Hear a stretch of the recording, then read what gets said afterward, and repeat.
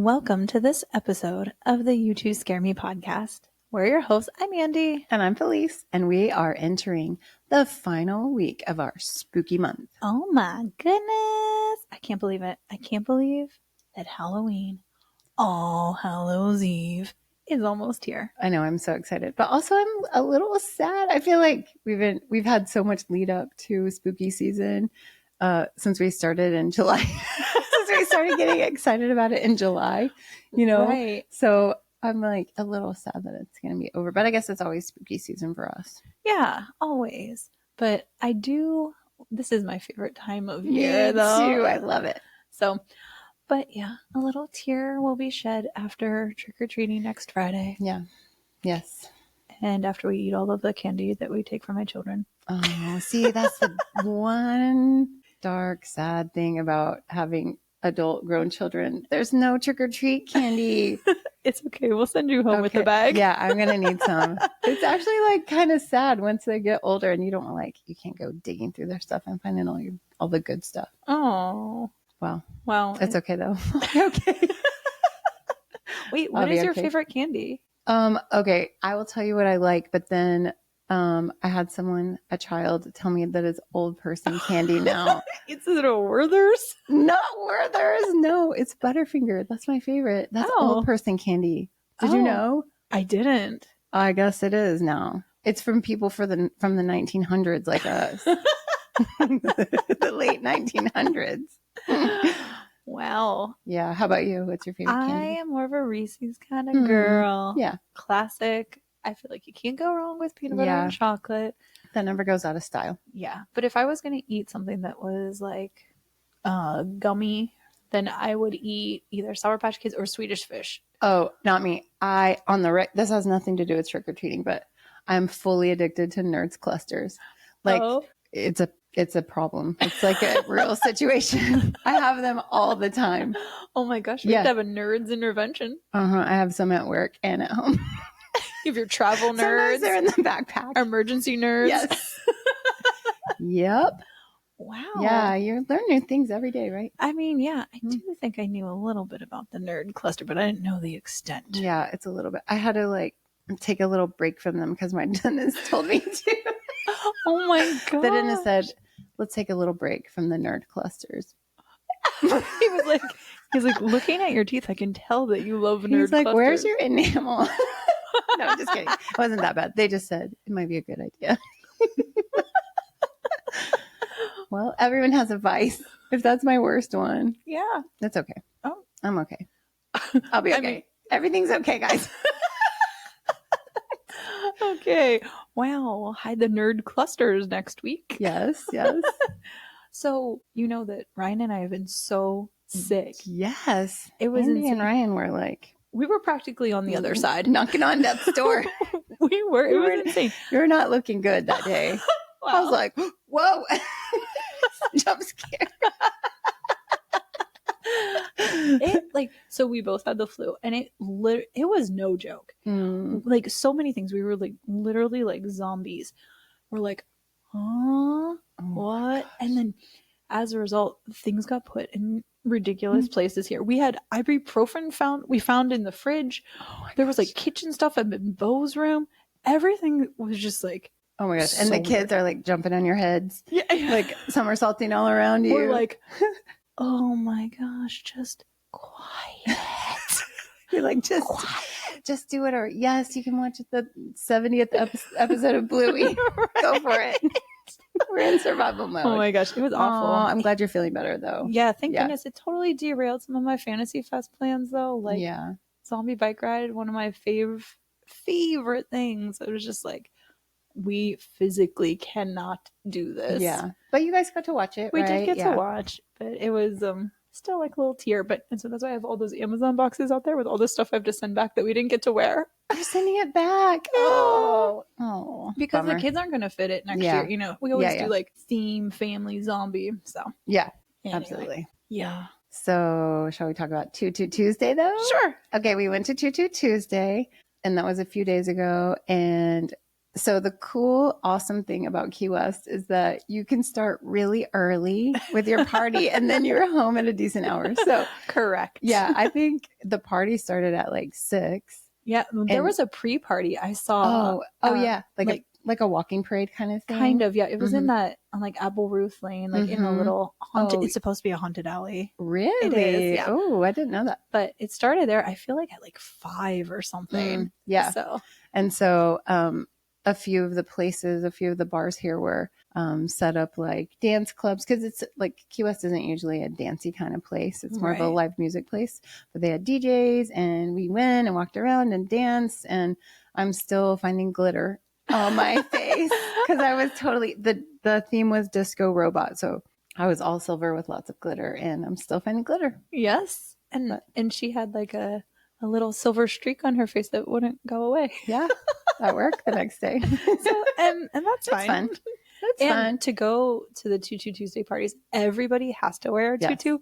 It doesn't matter what your costume is or who you are or anything like that. So you see, all different kinds of people and states of dress or undress, but all wearing tutus. Yeah. And so it's really funny. It's really fun.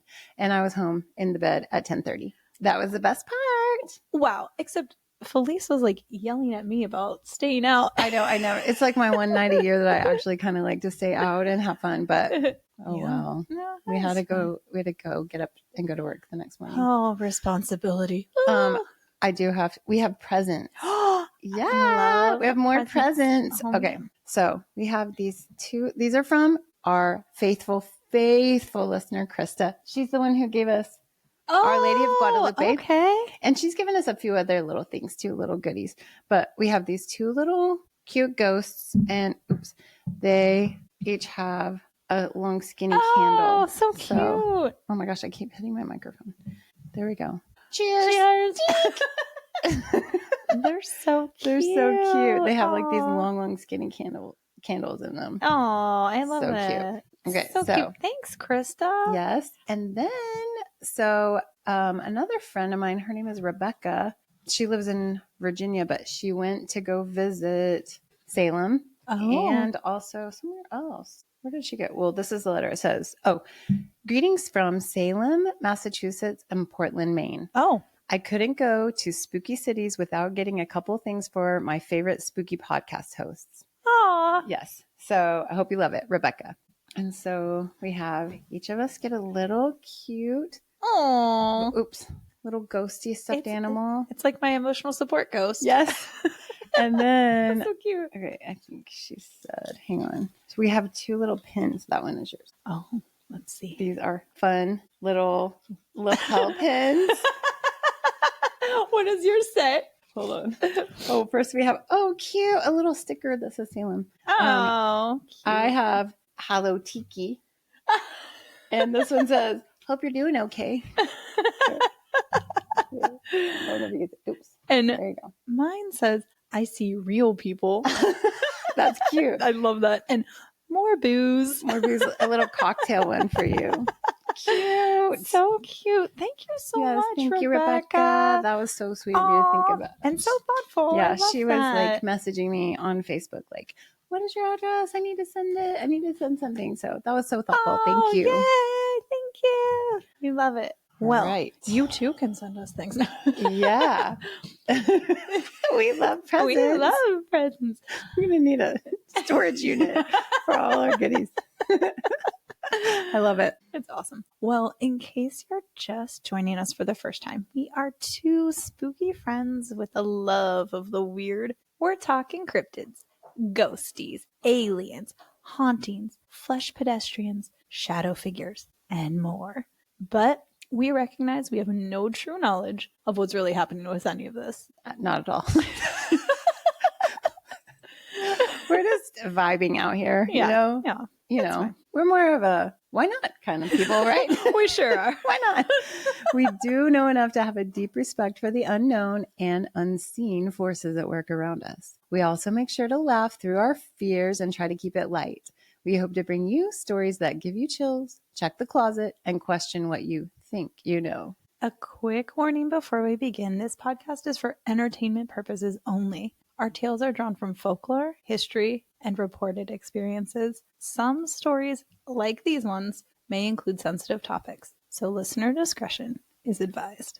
We are continuing our spooky season celebration with what may just be our scariest episode yet. All month, we've been surprising each other weekly with a new extra scary topic. For this extra special, extra scary episode, we have researched the same topic, but different instances of it. That's right. We are talking about exorcism. Exorcism. I'm already scared. I am too. This is, I feel deeply inside that we need to tread lightly. Yeah, absolutely. And be really careful with this. Yeah, it's a really serious topic. Yeah. And it's pretty freaking scary. Yeah. So dive into the shadows with us as we bring you haunting tales in this episode of the You Two Scare Me podcast. Shall we dive in?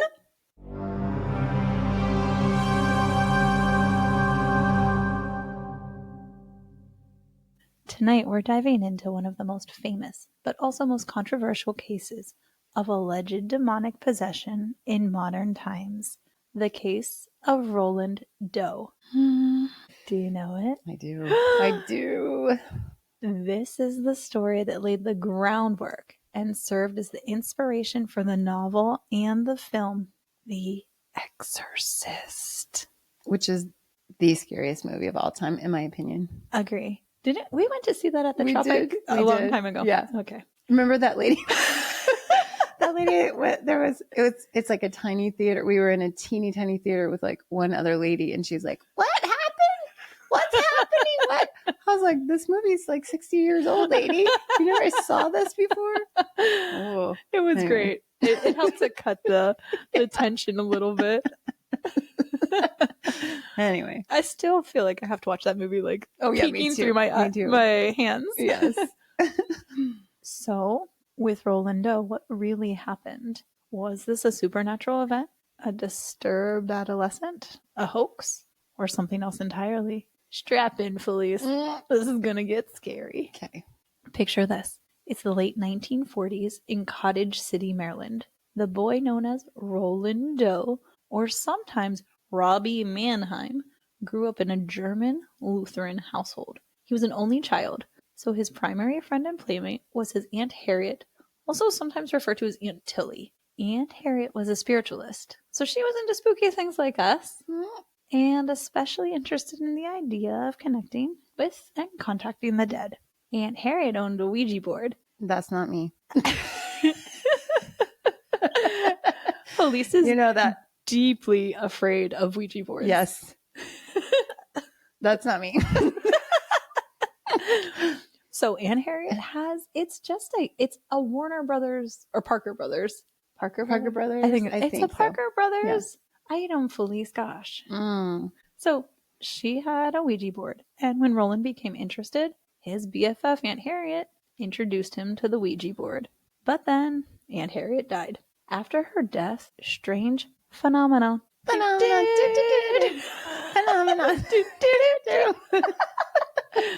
began to occur. The family began hearing strange noises, like dripping, without a known source. These sounds are said to have started in the grandmother's bedroom. The dripping was then replaced by a scratching sound under the floorboards. It's reported that the family observed a picture of Jesus on the wall that would shake when the noises occurred. And this happened every night from 7 p.m. until midnight. Wow. So when you hear scratching under the floors, you call an exterminator. And he came, treated the area with chemicals, but the scratching continued for 10 nights before stopping. Roland said he could still hear the noises, but no other family members could. This weirdness lasted 3 days. That he could hear That he could hear it, but and no one else. could. Ooh, I already hate this. Okay. Get your emotional support, Ghost, because it gets I'm ready. way worse. I might need Lola, the Chewini dog. Well, thank you for getting her designator correct. Yeah, you're welcome. I want to be respectful. Thank you. Chewinis everywhere. Thank you. Then noises began again, but this time in Roland's room. This time it was more like a squeaking shoes sound. So that sound occurred for 6 nights. And then the scratching came back. I don't like the scratching the most. I hate the scratching. Me too. But, so people are probably like, okay, it's a rodent problem. Yeah. Right? Clearly. Yeah. But it gets weirder.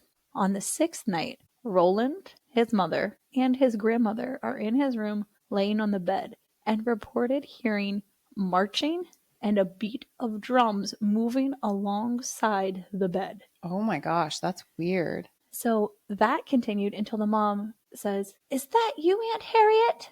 And remember, Aunt Harriet, she had just passed away only 2 weeks ago at this point. Okay. So there was no response. Like any good ghost hunter would do, the mom asks, quote, "If you are Harriet, knock 3 times." And then they heard 3 knocks, boom, boom, boom, on the floor. She repeated this again, saying, "If you are Harriet, tell me positively, knock 4 times." There are 4 knocks. But then there was scratching on the mattress. Like right by where they were laying? Yeah, like... So that scratching on the mattress began to occur nightly. Then... I would rather chew broken glass than sleep on a mattress next to something scratching at it that I can't see. Yeah. No. That's a no. Then the bed starts violently shaking. There's even a report. I mean, I can't imagine any of this, but okay. There's even a report that once the blanket was pulled from, being tucked under the mattress and stood up on its own, curled above the bed. When it was touched, it just fell back to the bed. Whoa. So that's like straight out of a horror movie, you know? Yeah. Other things observed at this time include objects levitating, furniture moving on its own, strange smells, and Roland's bed continuing to violently shake. Oh my gosh. The thing is that these events only happened when Roland was nearby. Okay. So the rest of the house is... Right. Nothing's happening. It's only around him. In his room now at this point. But, well, not just his room. It's only when he's around. Okay. Because there are also reports of milk and food flying off the table and the stove, a comb flying across the room and extinguishing blessed candles, a Bible flying and being thrown at the feet of Roland, a chair spinning around while he was seated in it. And there's even a report that at school, his desk would erratically move, almost like they likened it to a planchette on a Ouija board, like... Oh my gosh. And it said that Roland was so embarrassed that he refused to go back to school. Oh. Can you imagine you're a teenager and you're sitting in your class and your desk just starts... It's hard enough to be a teenager. Right? But... And everybody's like, look at this weirdo. Oh my gosh. But how scary. So who was reporting all this? His mom and his grandma, and then... And him, I guess. So at this point, I think it's really within the family, all these people are observing these things. But now, at this point, the family is worried. So they called the 2 Lutheran ministers. They're Lutheran. Okay. One of those ministers, Luther Miles Scholes, took Roland to his home to see if he was removed from the space, if this would still happen. Okay. And the scratches were heard, just like at home. Oh, wow. The minister began praying over Roland, and the scratching got worse.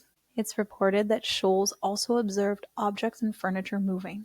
And you know what he told the family? God. He's like, nope. What did he say? Nope. Take this to the next level. He goes, call a Catholic priest. Yeah. So. When was this? So this is in the 40s. Oh, gosh.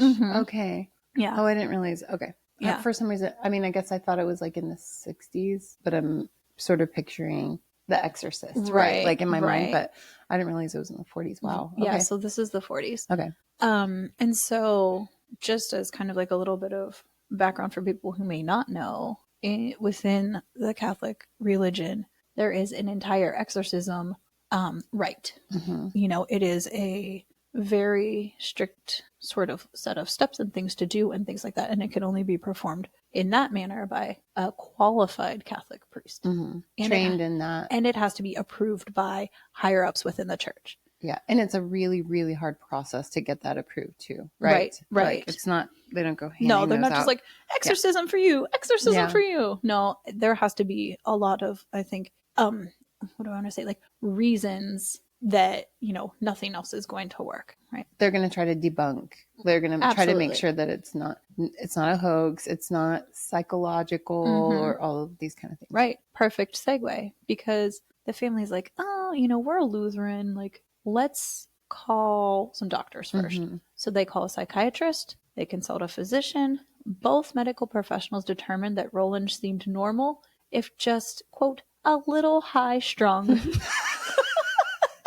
He's a little active. Don't you love those old timey designators? Oh my gosh. So after the medical people are like, hey, he's fine, whatever, little high strung, the family felt like they were out of options. So they reached out to Father Edward Hughes, the priest of the Catholic parish of St. James Parish in Mount Rainier, Maryland. Father Hughes suggested the family use blessed candles, holy water, and say some specific prayers. Okay. So Roland's mom followed these instructions, sprinkling holy water throughout the house. All was well until she put the holy water on a shelf. The holy water flew across the room. The prayers that she was encouraged to say, they just aggravated the activity. So now they're hearing this like louder, more, all of that. It's reported that Roland then went to Georgetown University Hospital and Father Hughes attempted some form of exorcism. But the exorcism was interrupted. Why, you might ask? Well, during the exorcism, Roland was restrained. He broke one of the restraints, broke off a bed spring from the mattress, and used it to slash Father Hughes' arm. Oh, wow. So that's violent. Yeah. There are some people... And was he was never violent before? No, like before he's all this 14. Happened? Like, he's just a regular kid. Okay. And kind of like, you know, only child kept to himself, that kind of thing. Yeah. Okay. So there are some people who question if the whole mattress spring incident really happened, but it is in a lot of the accounts about Roland. Okay. But it gets worse. On February 26, 1949, scratches appeared on Roland's body. Scratches continued to appear for 4 nights, before finally the word Louis appeared scratched into the skin by his ribs. So Roland's mom was from St. Louis. So she took this as a sign that she should take Roland and go to St. Louis. Yeah. So the family heads to St. Louis. Yeah. There. Obviously. I mean, Clearly. me, I would be like, Louis. Louis. Who's Louis? Louis. Louis. Who's Louis? So Roland and his family go to St. Louis and they're staying with relatives in this suburb called Belnor. Okay. While there, 4 uncles, 4 cousins, and 2 aunts all witnessed a variety of bizarre occurrences.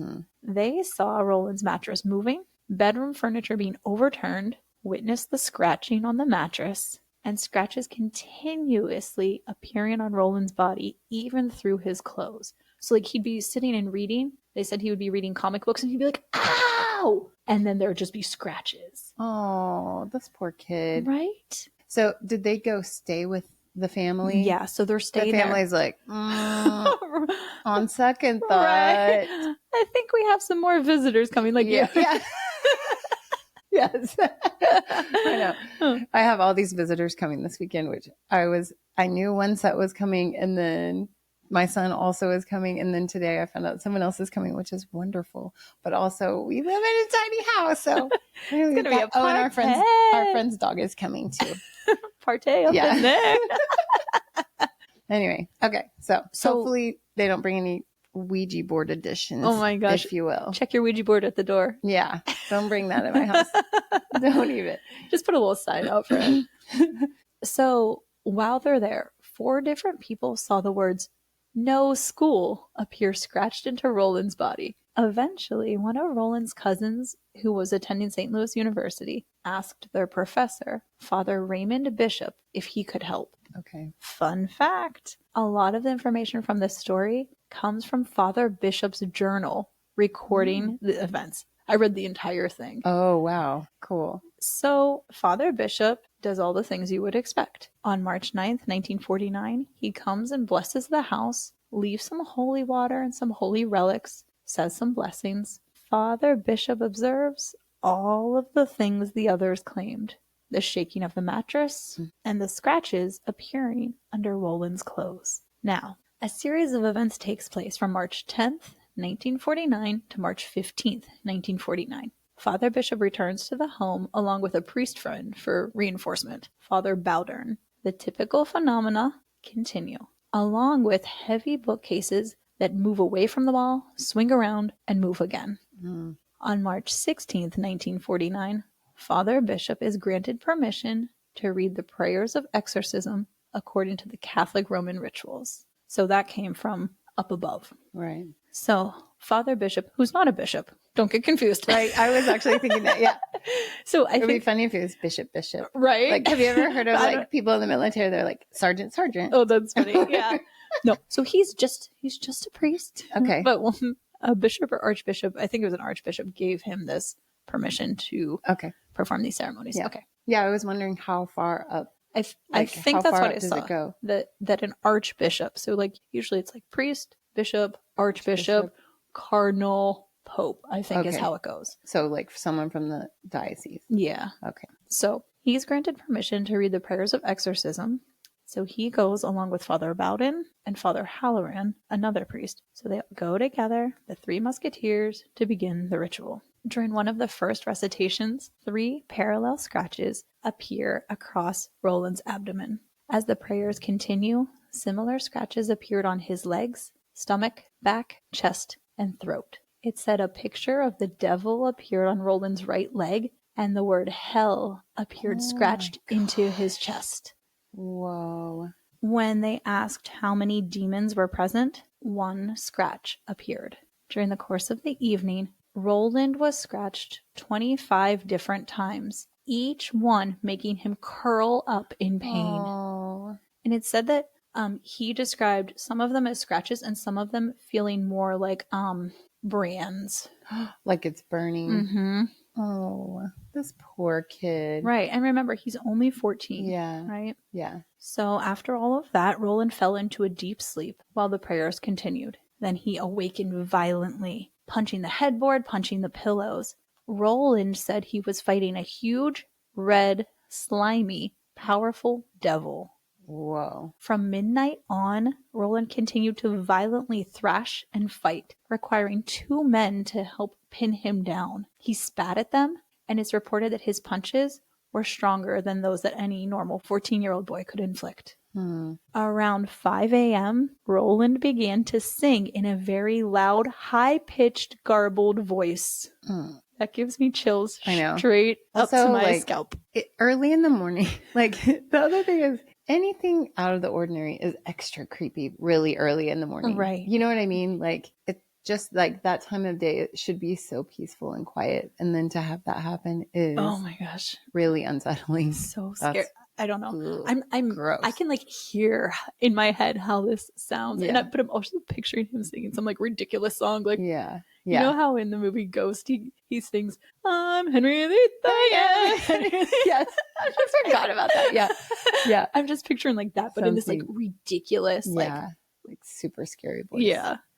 By 7:30 a.m., Roland fell asleep. So eventually, the exorcism of Roland Doe was moved to the hospital wing of the Alexian Brothers Hospital. The exorcism continued for approximately 6 weeks. During that time, Roland was subjected to between 20 and 30 individual exorcism sessions. Throughout the course of those days, there were multiple times when Roland had to be restrained by 3 or 4 men. He thrashed. He sang in a, quote, diabolical, high-pitched voice. He made loud threats.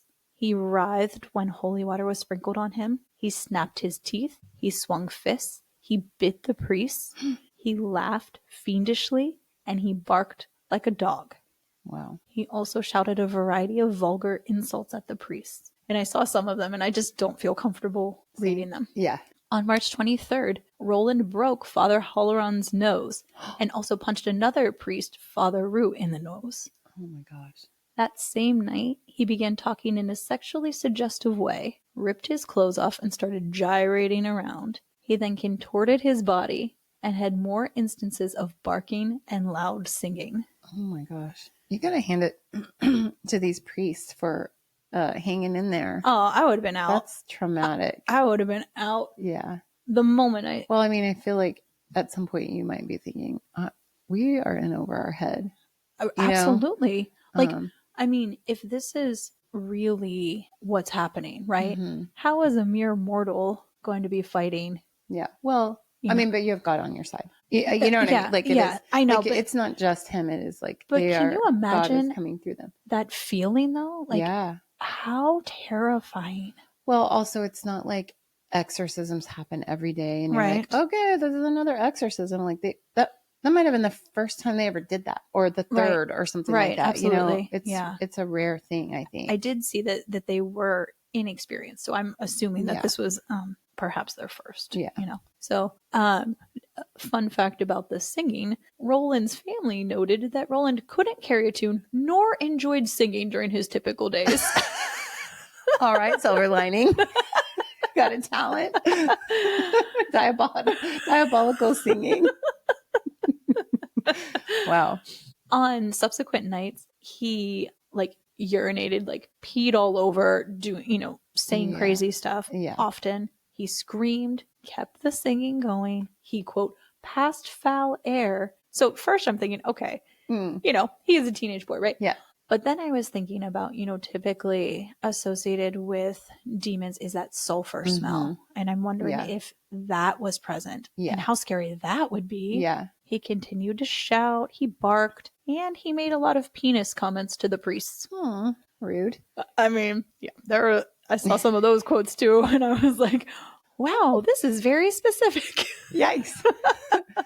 And he also talked about clergymen who had passed away and said he saw them in hell, and it was crazy stuff.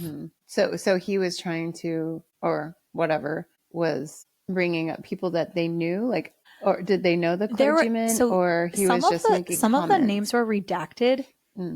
So I'm assuming that these were sort of personal ties to the people who are present, you know, and just that sort of insulting, getting a rise, getting, that kind of thing, meant to inflict pain or, upon the priest. Or fear, or, emotional. They know something. Right. This thing knows something. Right. That they shouldn't know. And it's also that that mockery, right? So it's recorded that at one point a hospital nightstand flew from the floor to the ceiling. Roland also said, "Put your earmuffs on, kids." Roland also said, "Get away from me, you goddamn bastards." Whoa. That's a creepy voice too, Andy. Oh, thank you. Yikes. Give you a little chill. Give me one. Yikes. Okay. We might have to click the explicit button on this one.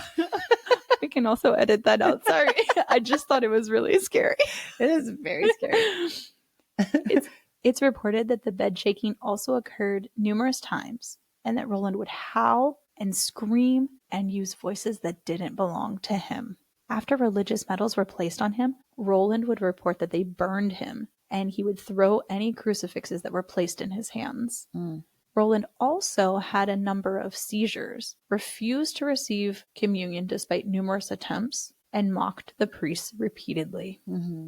Finally, on March 16th, the priests were repeating the usual prayers of exorcism. It was recorded in Father Bishop's journal that at 10:45 p.m., Roland was having a seizure, but laying in bed relatively calmly. It said the following voice broke out. "Satan, Satan, I am Saint Michael, and I command you, Satan, and the other evil spirits to leave the body in the name of Dominus immediately. Now, now, now." That came out of where? Out of the air? Not out of Roland, out of nowhere. It just said, in his journal said the voice broke out. And so I don't know if this is just surrounding them voice, or if he was speaking this, but I don't know that it was him, because immediately after that first 7 or 8 minutes, Roland went into the most violent contortions that they had seen over the course of the exorcism. And then Roland said in a normal voice, "He's gone," and immediately returned to normal and said he felt fine. Oh my gosh. He recounted seeing a vision of Saint Michael standing before him with a flaming sword and banishing the demons back to hell where they were forced behind an iron gate. Whoa. I have full body chills. I'm like seeing Saint Michael up there, like watching this whole thing, like, all right, I'm going down there. He's like, this is taking forever. I'm going down there. He's like, enough. Gosh. Isn't that... Whoa, go St. Michael. Right? Oh my gosh. And the thing was, the thing that stood out to me about this one is that, they said they heard this voice, and then he goes into all these crazy contortions and stuff, but he's kind of like out of it, right? He's not fully conscious or present. Right. And then he just wakes up and he's like, I could go for a cheeseburger now. He's gone. And then he tells about this vision he had. Oh my gosh. Crazy. That's wild. Yeah.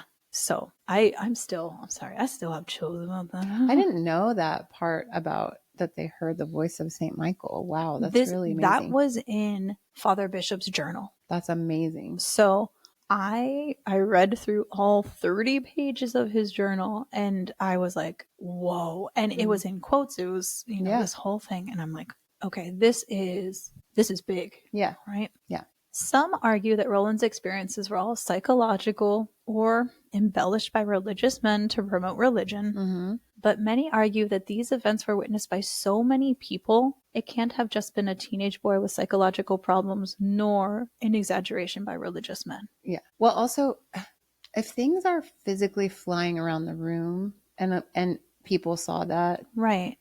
How do you explain that? Right. And it wasn't just family members. It couldn't be like the family is like, oh, watch, we're going to make this whole news story, right? Yeah. It was, outside people, religious people, and the people that came initially were Lutheran, and then the Catholic priest came. Yeah. And then there were even supposed to be some like professors, men of science who witnessed some of these things. Yeah. Like at Georgetown. Is that where that was? When they were at like the hospital, it was St. Louis. Yeah, it was like tied to the university and stuff like that. Yeah. So it said after all of this, Roland was completely fine and normal. He went on to live a quiet, normal life. Oh my gosh. He became a NASA engineer who reportedly assisted with the Apollo 11 mission. Get out. Oh my gosh. And enjoyed playing a lot of canasta with friends. There you go. Very Midwestern of him. I've never played canasta. Have you? I have played. Yeah. Wow. I have played. I know my parents used to play. I didn't grow up playing it, but I had a friend that taught it to a group of us. It was fun. My parents played like back in the day before they had kids and Oh yeah. When things were fun. Yeah. Before you guys ruined everything. Yes. So Roland died in 2020. In 2021, it was revealed that Roland Doe's real name was Ronald Hunkler. The family of Ronald said that following the final successful exorcism, there were no major changes to note, except for one. Can you guess what it is? I don't know. What? They all converted to Catholicism. Oh, they're like, yep, we're on board. We're in. Check. Got it. We're in. Oh my gosh. Wow. So there we have it. The chilling, complicated, and still mysterious case of Roland Doe, a teenager who may have been victim to something far beyond our understanding. But the facts that we do know are powerful. There was a teenager, a Ouija board, escalating strange phenomena, a prolonged exorcism campaign, scratches and words that appeared on the body, and ultimately a return to normalcy. Wow. The questions that we can't answer: what caused the events? Were they demonic, psychological, or a mixture? So, what are your thoughts? Okay, first thought, they should have never been playing with that Ouija board. Step one. My second thought is I believe that all of that happened and it was demonic. I mean, I really do think that there are forces out there that prey on certain people. And one thing I think that was interesting about that is that he was able to remain anonymous the whole rest of his life. Thank God. Wow. Can you believe it? That must have been so much trauma for him, also the whole family, also the priests. Right. But how was he able to have a normal, quiet life after that happened to him? Can you imagine today in the time of no. social media? It would never happen. No. But can you imagine him? He's just like, let's say he's in his like 60s. He's with his canasta buddies, and they're like, Roland, why don't you tell us a crazy tale? He's like, actually, I got one. I got a big one. Oh my gosh. He probably never wanted to talk about it again. Oh my gosh. I can't imagine. I feel like I would live in a constant state of fear. Mm-hmm. Well, also, or maybe not, because you've received this sort of like divine intervention, right? Absolutely. Yeah. I mean, you have like that shield, right? You're like, hey, St. Michael, gotcha. Oh my gosh. Way to go, St. Michael. Oh my goodness. That's crazy. I never have heard that part of the story. I'm kind of familiar with the rest of the story. And I had heard that like his distant family in St. Louis was kind of like, huh? Like, what? Time to go. Yeah. What's going on? Oh, this is not what we thought we were signing up for. Right. They're like, this was an uninvited house guest. Yeah. Major. Of the worst kind. Yeah. Majorly. And will not leave. And then I did see something that I think it was one of his cousins or something refuses, like I think she's still alive, refuses to step foot in that house because she said it is just dark. Too scary.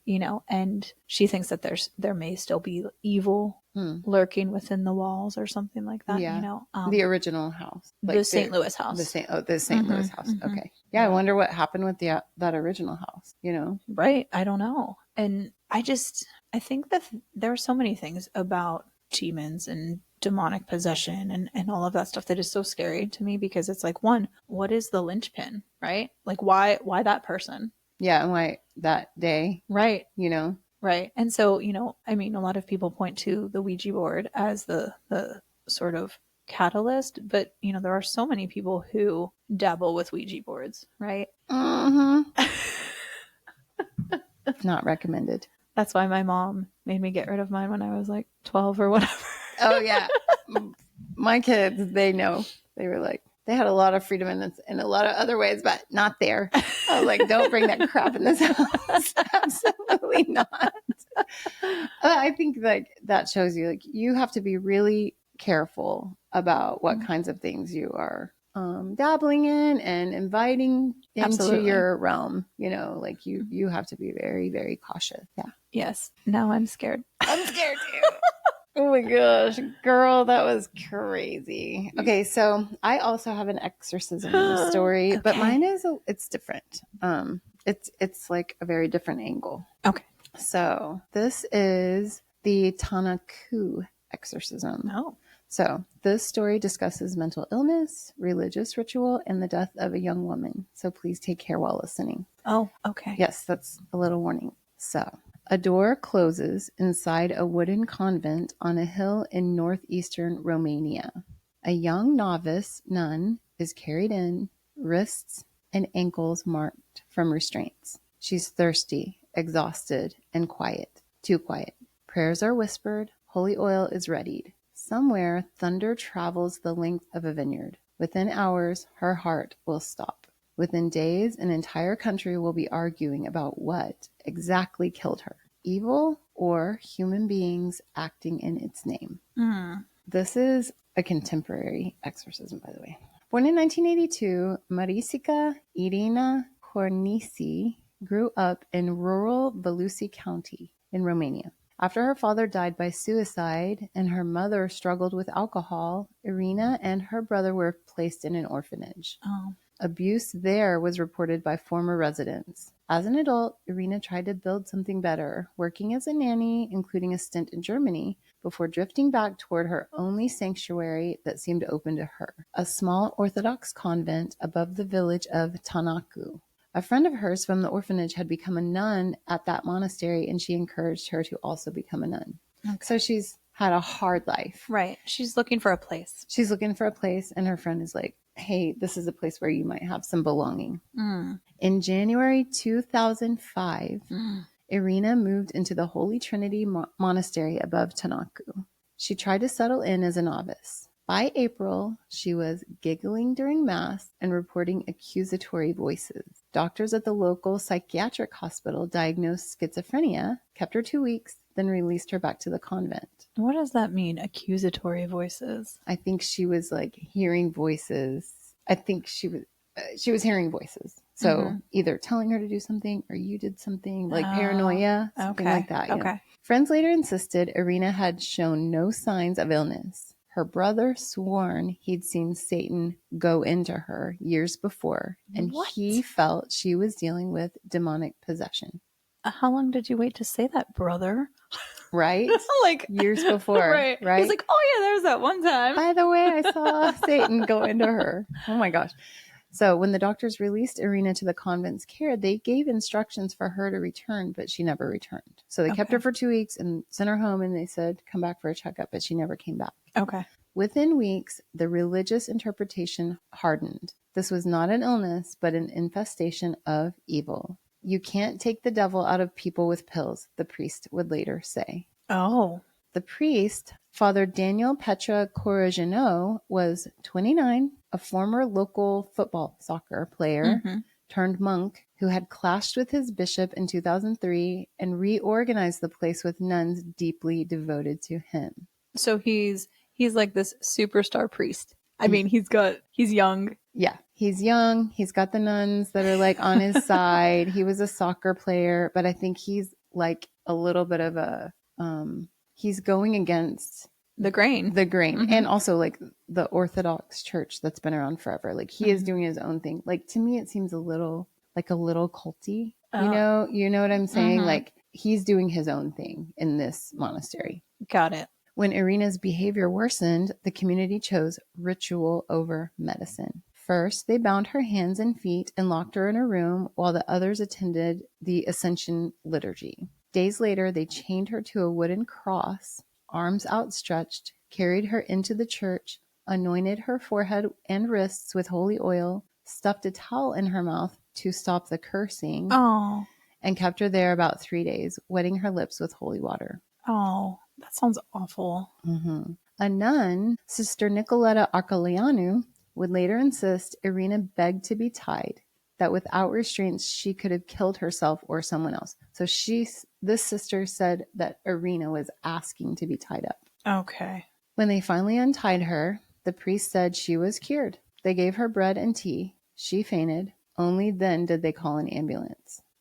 So wait, she was tied up for 3 days, right? She was tied up for 3 days with a towel stuffed in her mouth. Right. And then they were only wetting her lips with holy water. Exactly. Okay. Yeah. So she's dehydrated. Yes. Yeah. Exhausted. Yeah. And probably passed out, I would imagine, for like lack of oxygen, right? I would think. Like with a towel in your mouth. That's awful. In the ambulance, 6 doses of adrenaline were administered during resuscitation attempts, but tragically she died in transit. Oh.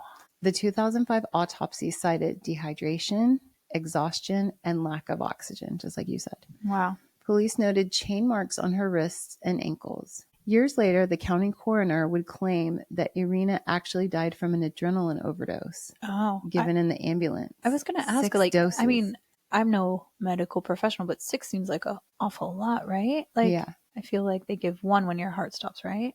I don't know hospital-wise. I know that like our training that we just had at work where we had to watch the video said you could give 2 doses, but after that it had to be medical professional. So I don't know what happens in a hospital, but 6 doses in an ambulance seems like a lot, because it can't be that long of a drive, Right. Yeah. The courts did not accept that reinterpretation. The conviction stood. For Tanacu's supporters, including Irina's brother, this remained a case of possession. For prosecutors and the church hierarchy, it was a preventable death inside a monastery. So, okay. So her brother and then like people within the community are like possession. Exactly. The nuns and the priest and her brother. But the actual church establishment is like, no. Yeah, you killed her. The church is saying you killed her. Okay.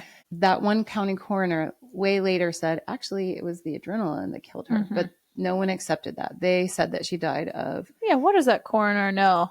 Yeah, I don't know. I mean, the actual official autopsy said dehydration, exhaustion, and lack of oxygen, which was like completely related to what was happening to her at the monastery. Days later, as authorities moved in, Romania's press exploded.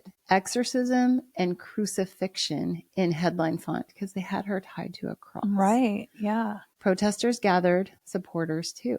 The Romanian Orthodox Church condemned the ritual as abominable. They defrocked the priest and expelled the nuns and publicly promised stricter oversight, including screening for would-be monastics and aligning pastoral care with psychiatric referral. So they're saying they didn't take good care of her. Right. That's what the church is saying, that they didn't take good care of her psychiatric problem. And they did this, and they promised to have stricter guidelines for those kinds of cases. In practice, that meant pushing exorcism claims higher up in the hierarchy, just like we talked about with the Catholic Church, and away from isolated communities. That way, those decisions couldn't just be made on the fly. Right. They're whoever. Like, oh, Father Joe over there decided we're going to do an exorcism today, guys. Yeah. And then someone dies because of it, right? Right. In the end, the convent was closed and chained. Charges included murder and unlawful deprivation of liberty. Wow. In 2007, courts sentenced Father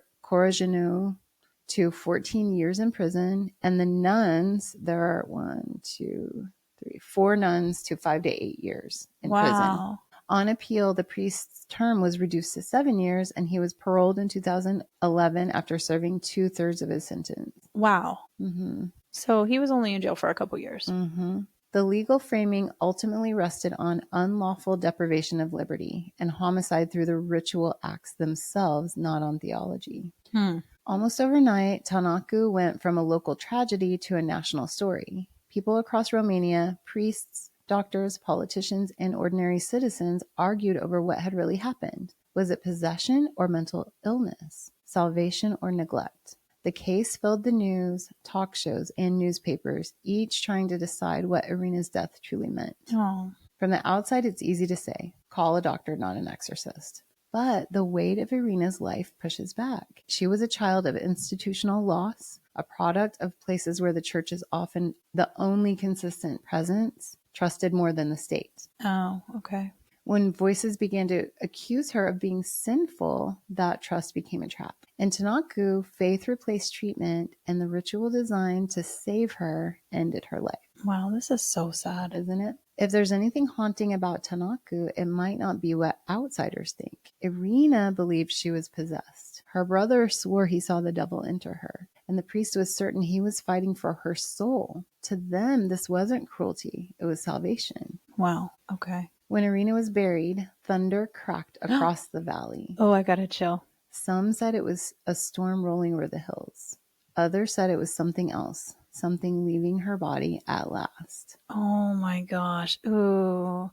Good thing I have my emotional support ghost. Yes. So what do you think?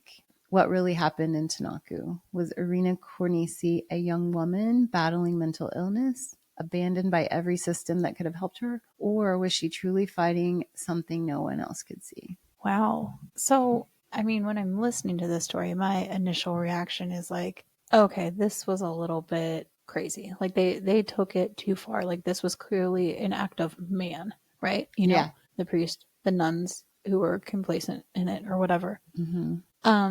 But there's that other part of me, the part with her brother saying that, and then the fact that she actually believed that she was possessed. I wonder what other behaviors were observed. You know, so we know she was giggling and like saying inappropriate things and whatever, right? Yeah. Which could also be a signifier of some sort of mental illness, right? But, and also her believing that she was possessed could be another, you know. Sure. I think there are plenty of cases of mentally ill people thinking that something is in them, you know. Right. But the thing with the brother's interesting. The thunder thing's a little creepy, right? Yeah. And it's like, well, actually, who knows? Who knows? Right? It's true. Yeah.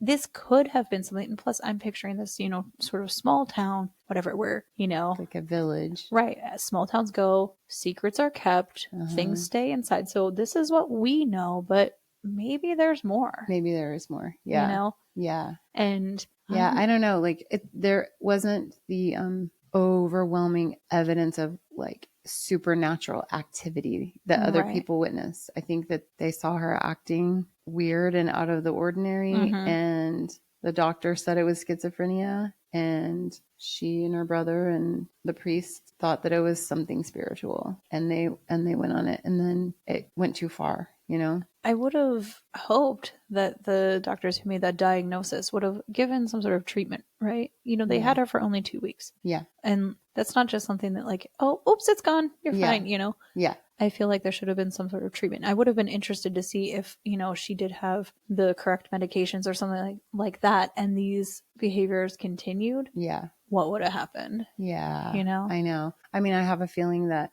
you know, she probably went back to the convent and they said, oh, no, you're not sick. You're possessed, you know, and just maybe like disregarded and sort of maybe convinced her to disregard what the doctor said. Right. You know, it also makes me think of, you know, like centuries ago when they didn't have explanations for things. Right. And so we always went to demons. Yeah. Or like, she's a witch. She can swim or whatever, you know. Right. Things like that. And so if you're in a really tiny town and then you're in with even that small community, your smaller, very religious community, then I think it's easy to kind of jump on the bandwagon for things too. Yeah. You know, like, absolutely, she's possessed. Absolutely. You know, like, yeah. But I thought it was just crazy to think that this was happening. It's only 20 years ago. She's close, like she's just a few years older than me. Yeah. Which is really crazy. It's really hard to wrap your brain around something like this happening. Yes. Now. Yeah. Wow. Yeah. That's really sad. It's a sad story. Yeah. It's different than the other one. Like this one isn't ultimately creepy, but it is sort of the other side of what could happen. And, you know, when somebody thinks that you know, this is happening to them. And I think that there are other cases, you know, of reported exorcisms where people have unfortunately lost their lives. Right. Yep. You know, and then it's the whole thing of like, you know, taking like religious zealots or something like that, you know, things going too far. Yes. And I think some of the important things to remember is like, if there was a possession, a real demonic possession, it seems as if there's only kind of one path to defeating that. Yeah. Getting rid of it. Yeah. You know, and all of these people who are like, oh, I can do it. You're like, yeah, we got it. Yeah. Actually, no. Yeah. Rita or whoever, you know, like Barb, right? Yeah. You know, whoever. Yeah. So, well, let's not get possessed. Absolutely not. Yeah. And so say some prayers tonight and keep yourself safe. And that is a very sad story. Roland's story is very scary. This is just it's a really scary topic in general. So people are scary. Yes. Sometimes demons are scary. Definitely scary. So let's all just be kind and tread lightly. And so since this episode was so mega scary, I don't think we have it in us for a somebody told me today. Not today. So thanks so much for listening to and downloading this extra spooky episode of the You Two Scare Me podcast. You can help support us by telling your friends and family about our podcast. What better way to spread spooky cheer than sharing it with your 14 closest friends? Tell everyone. Maybe you could even tell your priest friends. Yeah. Please help us out by rating and reviewing us on Apple Podcasts, Spotify, iHeart, Amazon, and wherever you get your podcasts. I always check for new comments and reviews, so keep them coming. Also, you can see our beautiful faces and feel our goth vibes if you check us out on YouTube. Just search for You Two Scare Me Podcast. Don't forget to check out our website, you2scaremepodcast.com. Read our episode notes, see photos, buy some merch, and more. Also, you can listen right on our website. Oh, yeah. So tell your friends that maybe aren't as tech savvy. Right. Tell your grandma. Yeah, they can go right to the website, you2scaremepodcast.com, and they can listen to all this episodes there. So cool. Don't forget to follow us on social media. Find us on Instagram at you2scareme_podcast or on our Facebook page, You Two Scare Me. Don't forget to follow us on our TikTok account. Just search You Two Scare Me Podcast, no spaces. Remember to send us your own stories of possession. Oh my God. hauntings, cryptids, time slips, weird experiences, aliens, past lives, mimics, and whatever weird stuff you have for our Somebody Told Me segment at you2scaremepodcast@gmail.com. That's YOUTWO scaremepodcast@gmail.com. Thanks for wandering through the shadows with us. Until next time, stay curious and beware what lurks beyond the light.